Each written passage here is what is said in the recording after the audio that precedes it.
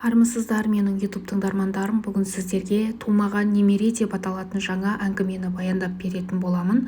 Каналыма тіркеліп, қолдау білдіріп қоюды ұмытпаңыз. Бала кәдімгі бала еді. Үлкендердің арасында не жағдай болып жатқанын анық білмесе де, әйтеуір әкесі мен шешесінің кикілжіңінің соңы әдеттегіден ұзаққа созылғанын байқаған. Тоң-торыс қабақтың салқыны аядай пәтердің ішінде суытып жіберген. Үлкендер оның бала екенін, миы жетіліп үлгермегендіктен көп нәрсені онша түсіне бермейтінін ескермейтін. Ал оның түсінбегені көп.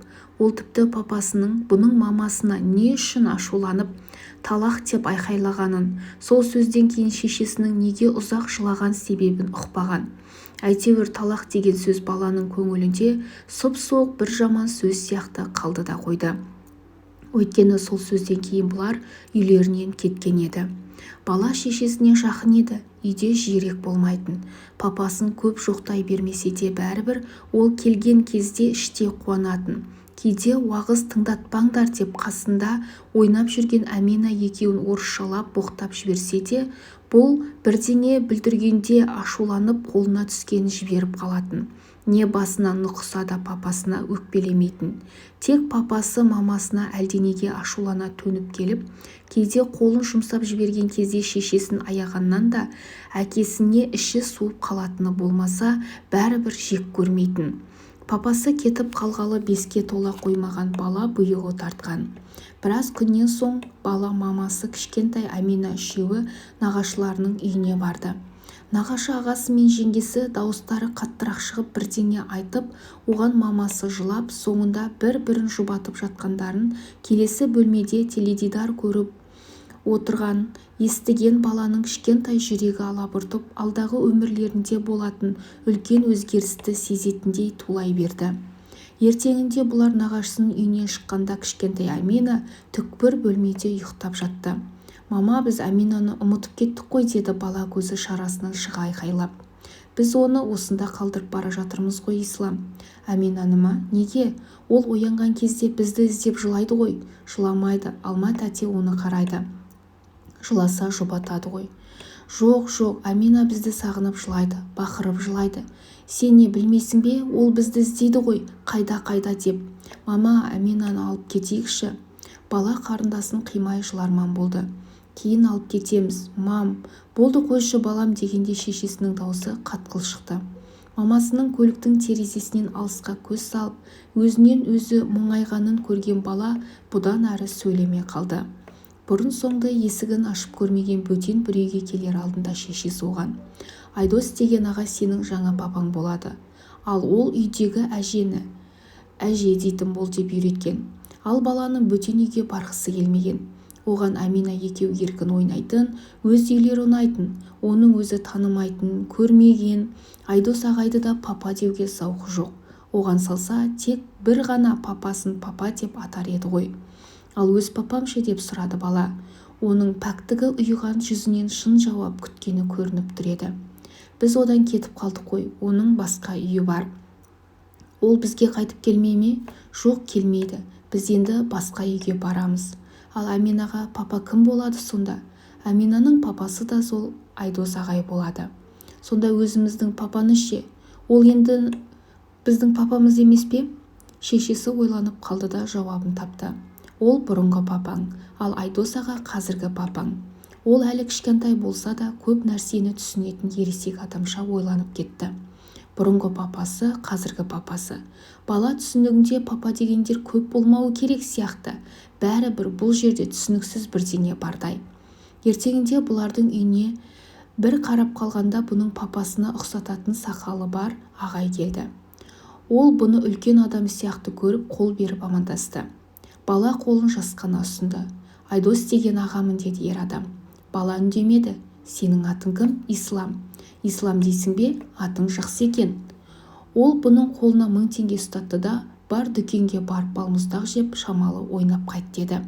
Бала балмұздақ пен кола алып аулада әрі-бері жүріп қайтып келгенде заттар буылып түйіліп тұрған еді. Бұлар жаңа папаларының үйіне күндіз келді. Үйде бір әже орамалды 2-3 ағай мен 2 ағай бар екен.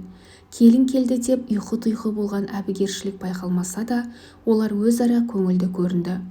Бұған жылы шырай қарап, тіпті біреу басынан сипап шай үстінде неше түрлі конфет пен тортты бұның алдына қарай ысыра берді. Пәтер бұлардың пәтеріне қарағанда әдемі екен. Төбесі аппақ, қабырғасындағы суреттері де ашымды, төбелерінде самсаған майда шамдары бар. Бала бір тетікті басып көріп еді, шамның бәрі тегіс жанды. Бір тетікті басып еді, тек ортадағы аспалы шамның жарығы шашырай түсті. Бұлардікіне қарағанда бөлмесі де артықтау болғанымен, бала бәрібір өзін еркін сезіне алмады. Мамасы болса келгеннен бері ас үй жақтан шықпай, бұған көрінуді қойды.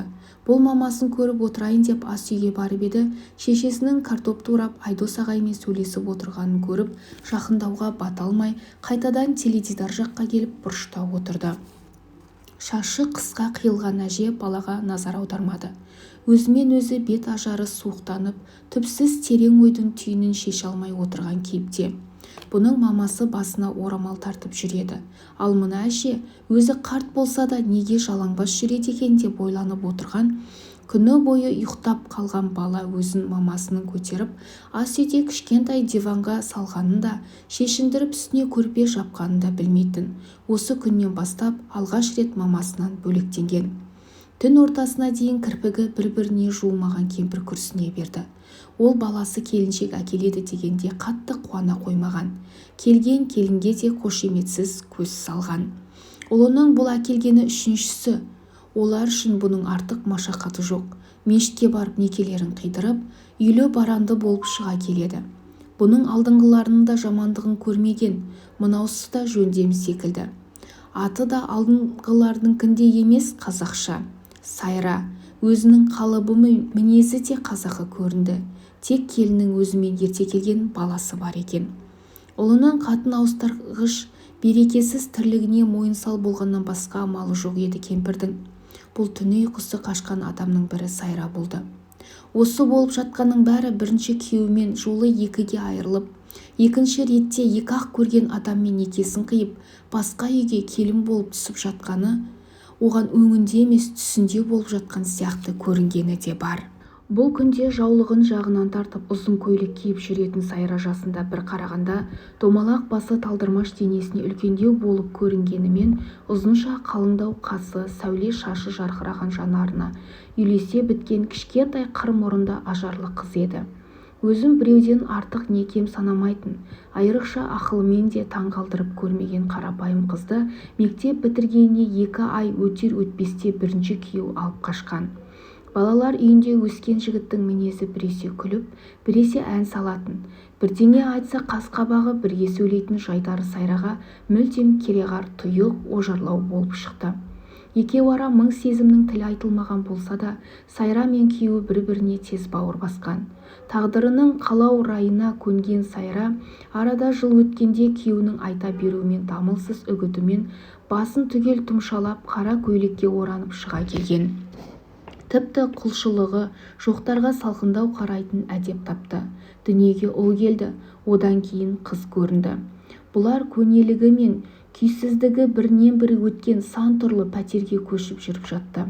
Арзан пәтер іздеумен діңкелейтін, күйеуінің тапқанын созғылап, тартқылап жеткізді. Дегеннің өзінде ақшаның көбі пәтерақыдан артылмайды.